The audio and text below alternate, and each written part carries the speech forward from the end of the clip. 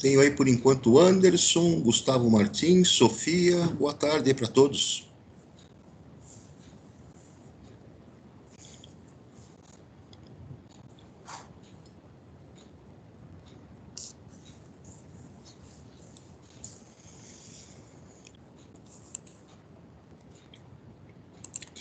Vamos começar aqui, pessoal?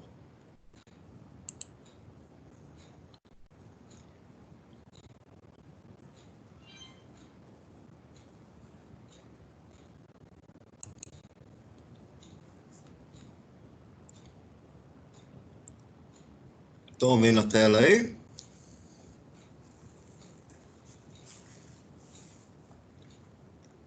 Oi, estão me ouvindo? Sim. Então tá aí, o primeiro exercício aí na página 66, ele fala aí, determine o tipo de fonte luminosa de cada elemento a seguir. Então eu tenho aqui, ó, estrela, é uma fonte primária, ela produz, né, a sua própria luz. Brasa de carvão, uma fonte primária. Livro é uma fonte secundária. Livro, no caso, ele reflete a luz que ele recebe, né? Professor é uma fonte secundária, também reflete a luz que recebe. Lanterna acesa, uma fonte primária, produz a própria luz, né? Laser, né? Raio laser é uma fonte primária.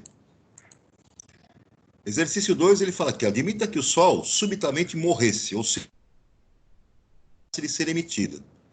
24 horas após esse evento, um eventual sobrevivente olhando para o céu sem nuvens veria.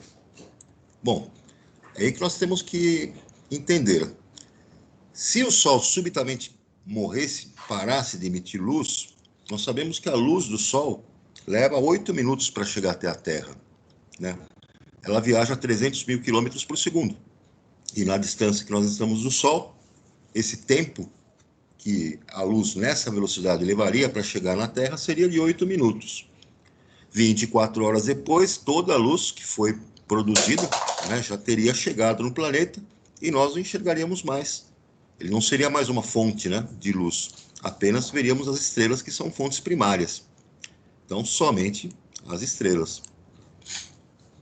Tudo bem, pessoal? O professor, Oi? o Gustavo Pierre falou que ele tá na sala de espera. Espera aí que eu vou lá. Deixa eu ver.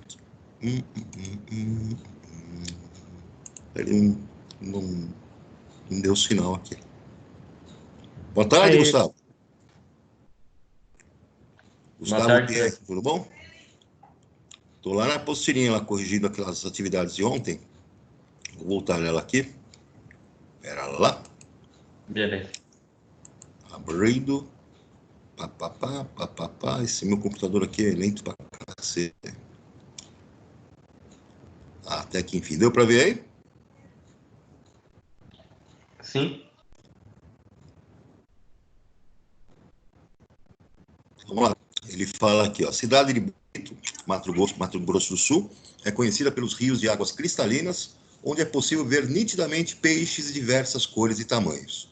Com base nos conceitos ópticos, essas águas são consideradas opacas, transparentes ou translúcidas. Justifique sua resposta. Bom, pessoal, pela imagem dá para ver que essas águas são transparentes, porque dá para ver, né, observar de maneira plena, né, os peixes nessa água. Então, a luz que está incidindo nos peixes e sendo refletida, ela está passando em sua totalidade, né? Então, ela atravessa o meio em que ela se encontra em sua totalidade. Então, esse meio é transparente. Não é um meio translúcido, que nesse caso deixaria parte da luz passar, só se fosse uma água mais suja, uma água mais barrenta, ou mesmo meio opaco, que não deixa nada, nenhum percentual da luz atravessar, né? Então você percebe todos os detalhes lá dos peixes, porque esse meio é transparente. 4. Se estamos no banco traseiro de um carro e percebemos que o motorista nos olha, esse percebe que também está sendo observado. Qual é o princípio da óptica que se baseia nessa situação, né? Então é o princípio da reversibilidade. princípio da reversibilidade diz que um raio de luz, ele segue uma trajetória em um sentido e pode seguir essa mesma trajetória no sentido oposto. Isso permite, então, que você observe, né, a pessoa lá pelo retrovisor, ao mesmo tempo que ela também está te observando. Então, os raios de luz têm esse princípio de poder passar por reversibilidade. A trajetória dele pode se reproduzir em sentidos opostos. Exercício 5. Se o ângulo entre o raio incidente e o raio refletido é de 70 graus, qual é o ângulo do raio incidente? Então, veja, nós sabemos que o nosso raio incidente atinge a superfície de reflexão e vai sair como raio refletido. Se eu tenho um ângulo, né, que é de 70 graus entre o raio incidente e o raio refletido, significa que se eu traçar a normal, que é aquela linha imaginária que nós passamos perpendicularmente no ponto de incidência, o ângulo de incidência vai ser igual ao ângulo de reflexão. Se o ângulo entre o raio incidente e o raio refletido é 70 graus, significa que o ângulo de incidência vai ser a metade de 70 graus, 35 graus, que vai ser o mesmo ângulo de reflexão, também de 35 graus. Porque ângulo de incidência, ou ângulo do raio incidente, e ângulo de reflexão, ou ângulo do raio de reflexão, eles se referem sempre com relação à normal. Linha imaginária perpendicular em 90 graus que nós passamos no ponto de incidência. Tudo bem, pessoal?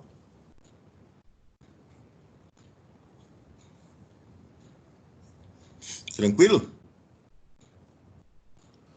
Sim.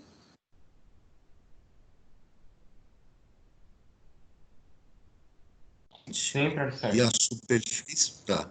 Se o ângulo entre o raio incidente e a superfície do espelho é de 30 graus, qual é o ângulo do raio refletido? Então veja essa situação, eu estou tendo um raio incidente, né? E o ângulo entre ele e a superfície, eu não sei se vocês vão conseguir enxergar o desenho que eu vou fazer aqui. Diga para mim, dá para enxergar aqui a minha luzinha ou não? Ainda tá a tela da apostila.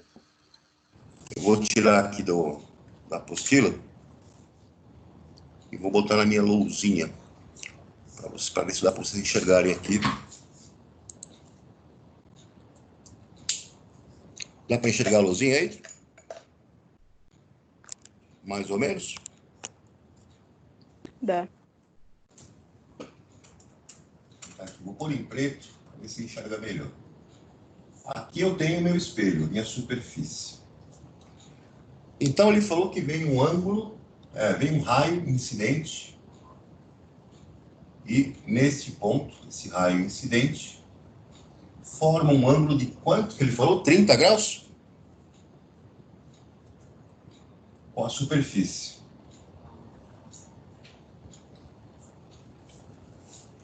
Bom, se formar um ângulo de 30 graus lá com a superfície do espelho, eu vou traçar a normal. Aqui é a minha normal. Reparem então, pessoal, que eu tenho que descobrir, né, qual é o nosso ângulo de incidência e qual é o nosso ângulo de reflexão. Está aqui o ângulo de incidência,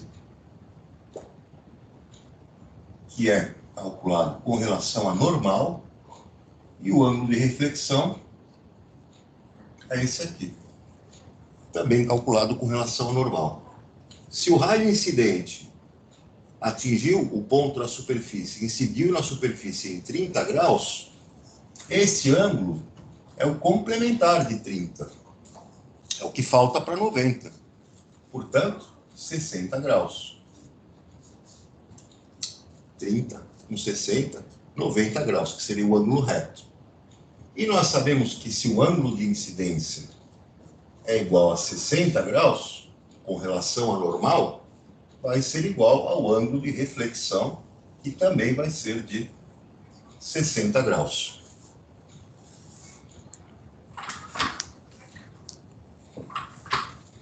Tudo bem, pessoal?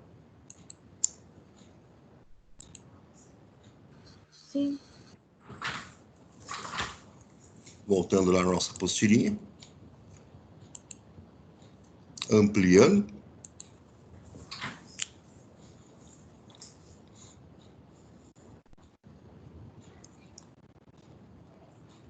Tá dando para ver aí, turma?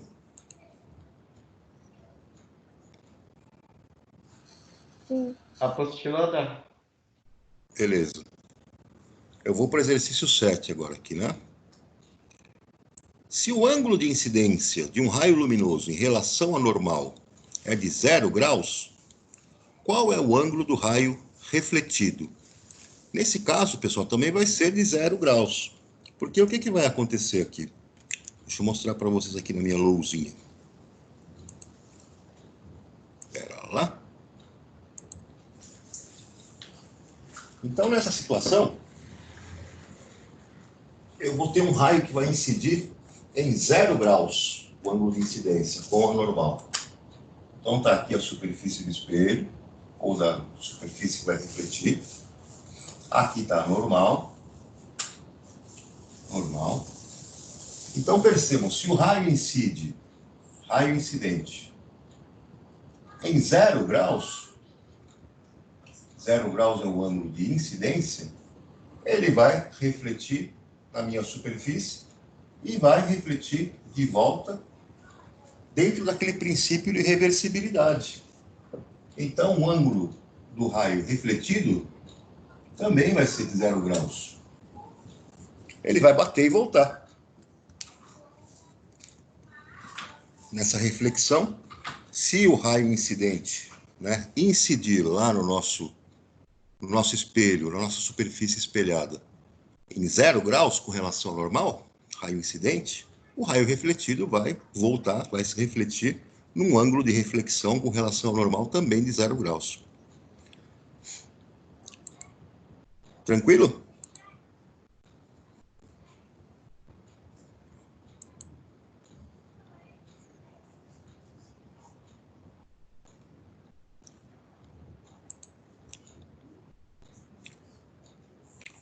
Tudo bem aqui, pessoal?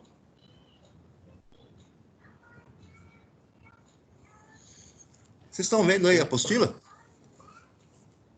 Sim. Beleza. Vamos para o exercício Sim. 8.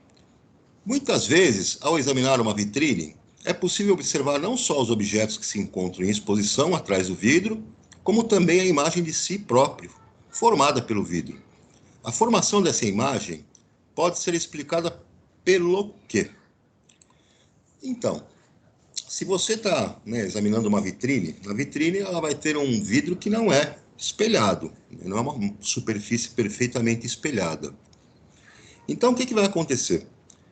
É um meio que permite a passagem dos raios de luz. É um meio que é relativamente transparente. No entanto, por ser uma superfície polida, né, parte dos raios de luz acaba sofrendo reflexão. Então, você tem uma boa parte dos raios de luz que atravessam a superfície do vidro, mas você tem uma parte dos raios de luz que sofrem reflexão. E dentro dessa reflexão vão produzir uma imagem que você vai enxergar. É uma imagem relativamente fraca, mas que vai aparecer. Então, isso acontece porque você tem uma reflexão parcial da luz. Se você tivesse uma reflexão total, você estaria na frente de um espelho. Se você não tivesse reflexão nenhuma, absorção de toda aquela luz, você ia enxergar alguma coisa opaca. Mas como aquele meio tem uma certa transparência e, além disso, tem uma superfície muito lisa e polida, vai haver uma reflexão parcial e você vai ver uma imagem, né, fraca, mas vai conseguir notar essa imagem. Então, alternativa A, reflexão parcial da luz. Tranquilo, turma? Sim. Aqui no exercício 9 ele fala: sabemos que os vegetais são verdes em sua maioria e que precisam da luz para realizar a fotossíntese. Se incidirmos luz verde sobre uma planta verde, ela realizará a fotossíntese? E se sobre ela incidir a luz branca? Então, o que acontece no processo de fotossíntese? As plantas elas têm uma organela chamada cloroplasto. Nesse cloroplasto, elas têm uma substância que se chama clorofila, que é um pigmento que faz o processo de absorção da luz. Mas, da luz branca que a planta recebe, essa luz branca é composta, como vocês sabem, de várias radiações monocromáticas. 7 cores, vamos dizer assim, 7 radiações monocromáticas que têm 7 diferentes frequências. Dessas frequências que conseguem estimular esse pigmento, a clorofila, e que conseguem ser absorvidas para o processo de fotossíntese, a planta ela aproveita somente 6 da luz branca. A luz verde, que é um dos pigmentos, é uma das frequências que não estimula a clorofila, a planta não absorve, ela reflete. Então é por isso que você enxerga as folhas das plantas verdes, porque é a radiação monocromática de frequência que a planta não absorve, ela não aproveita para fazer a fotossíntese. Então, você vai enxergar as plantas verdes. Ela não vai realizar fotossíntese, portanto, se você iluminar uma planta somente com a radiação monocromática da frequência do verde, ela não vai ter condições de realizar a fotossíntese, ela precisa das outras frequências da luz branca. No entanto, se você iluminá-la com a luz branca, aí sim, a luz branca você tem a radiação de frequência verde compondo essa luz branca, e aí a planta vai conseguir realizar o processo de fotossíntese. Lá em biologia, no ensino médio, vocês vão fazer um experimento desses, que envolve aí a fotossíntese, né? Vocês devem ter visto lá a professora Adriana montando aquelas caixinhas de isopor no laboratório e colocando várias lâmpadas de várias cores, né? E os alunos foram fazendo, né, experimentos onde eles observavam como é que se desenvolvia as plantas de acordo com o tipo de luz, né, que era colocada, ao qual as plantas eram submetidas. Tranquilo aqui, pessoal? Sim. Aqui na questão 10, um garoto estava com uma camisa azul e vermelha. Ele resolveu entrar na sala, que está iluminada apenas por luz vermelha monocromática. De que cor ficará sua camisa? Explique o que aconteceu utilizando os conceitos de óptica. Então vamos pensar. Nós enxergamos a cor dos objetos porque esses objetos, quando recebem a luz branca, eles absorvem algumas radiações monocromáticas de determinada cor, de determinada frequência, e refletem outras. Então, se eu estou com uma camisa vermelha, significa que, sob a luz branca, essa camisa está absorvendo todas as cores, menos uma, que é o vermelho. Está refletindo o vermelho, então eu enxergo a camisa na cor vermelha. Agora, se o cara está com uma camisa azul, significa que sob a luz branca, a luz que vem do sol, a luz aí das lâmpadas, essa camisa, o material dela está absorvendo 6 cores, né? 6 componentes da radiação monocromática e refletindo somente o azul. Então, essa camisa não absorve o azul. Bom, o cara vai entrar com essa camisa azul num lugar que está com luz vermelha.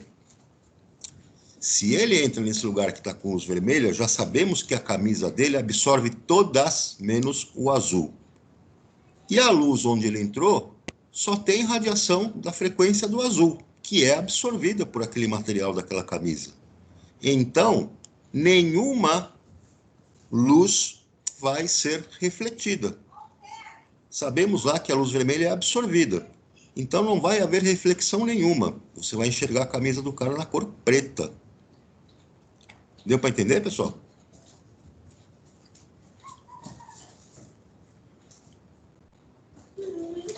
Deu. Tranquilo, então? Sim. Sim. Olha lá o exercício 11. Durante o final da Copa do Mundo, um cinegrafista, desejando alguns efeitos especiais, gravou uma cena em um estúdio completamente escuro, onde existia uma bandeira da Azurra, azul e branca, que foi iluminada por um feixe de luz monocromático. A luz amarela, no caso, né? Ele iluminou com luz amarela monocromática. Quando a cena foi exibida ao público, a bandeira apareceu de que cor? Muito bem, então o cara pegou uma bandeira lá da Azurra, na cor azul e branca. Essas cores aparecem quando ela é irradiada, iluminada pela luz branca, pela luz solar ou luz das lâmpadas. E aí o que aconteceu? Ele levou essa mesma camisa lá para um ambiente fechado e iluminou com uma luz amarela, monocromática. Esse material da bandeira, então, a gente já sabe que ele absorve todas as radiações, menos a radiação que está sendo emitida na cor azul. E ela também reflete lá alguma coisa no branco. Bom, se ela reflete no branco, significa que tem uma parte da bandeira que tem um material que está refletindo todas as radiações monocromáticas. Então a bandeira, ela é feita com dois materiais. Um material absorve todas as cores, menos o azul, e a outra parte do material não absorve nenhuma cor, não absorve nenhuma das radiações monocromáticas e reflete todas, por isso sai branco, a mistura das cores. Se eu coloco um feixe monocromático em amarelo, o que vai acontecer então?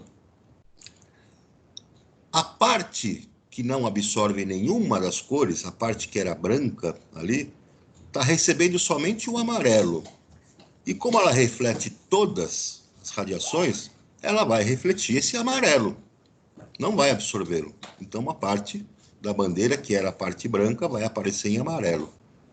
E a parte da bandeira que é azul, ela absorve todas, menos o azul. Como eu estou jogando uma luz que é amarela, não tem azul ali, não tem nenhuma outra cor, ela vai absorver esse amarelo. Ela só refletiria o azul. Então a parte azul da bandeira vai ficar preta, porque não vai refletir o amarelo, vai absorver. Conclusão nossa é que nessa bandeira, a parte que era branca dela vai ficar amarela, nesse ambiente de luz amarela, e a parte que estava azul vai ficar em preto. Alternativa D. Tudo bem, pessoal?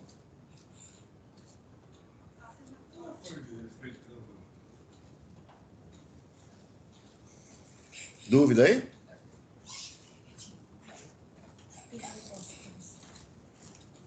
No quarto. Tranquilo aí, pessoal? Pessoal, tudo bem aí? Sim.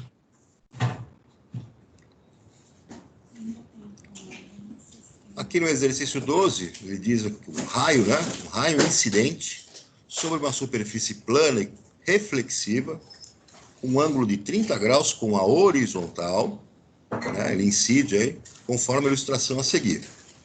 Então, faça o que se pede. Desenhe a reta normal no ponto de incidência do raio. Então, está aqui o nosso raio incidente em vermelhinho, setinha apontando que ele está inserido neste ponto. Ele tem um ângulo de 30 graus com relação à superfície do espelho, ou da superfície que vai refletir esse raio, né? Aqui eu traço a minha normal, minha linha imaginária, que é perpendicular, forma 90 graus com a superfície, e aqui eu tenho meu raio refletido. Determine a medida do ângulo de incidência.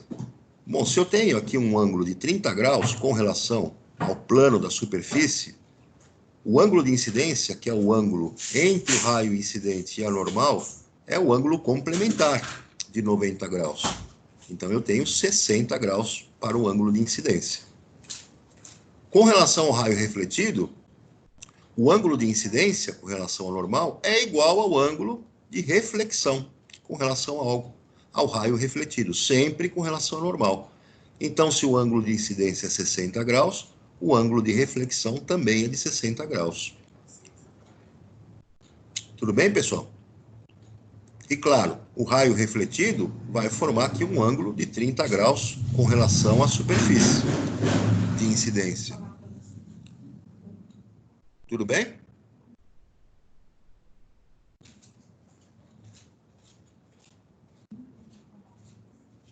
Pessoal, tudo bem aí? Sim. Sim. Aqui tem um texto do mapeamento do fundo do mar, né? Aplicação aí tecnológica aí de como nós fazemos aí um mapeamento. Nós tínhamos discutido isso lá na última aula, para ver como é que é o relevo do fundo marinho, né? E realizar algumas prospecções. E aqui tem essa hora do estudo. Essa hora de estudo aqui, vocês vão se divertir com ela aqui, para poder fechar essa apostilinha aí. Tranquilo, pessoal?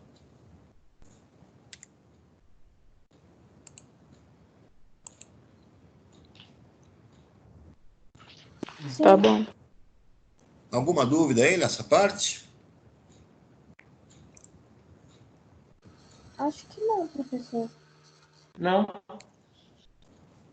Tá joia. A provinha já está aberta lá no sistema. Se vocês já quiserem ir dando uma olhada, tem lá o prazo para terminá-la, tá? Qualquer dúvida aí, qualquer dificuldade, eu estou aí no plantão. É só me dar um toque. Beleza, pessoal? Beleza. Vou deixar vocês descansarem um pouquinho para entrar aí na próxima aula, tá? Um abração para vocês. Fiquem com Deus, se cuidem. Até o nosso próximo encontro. Você também, professor. Se cuida. Tchau. Falou, abração. Tchau, Tchau, professor. tchau. Tchau, um abraço.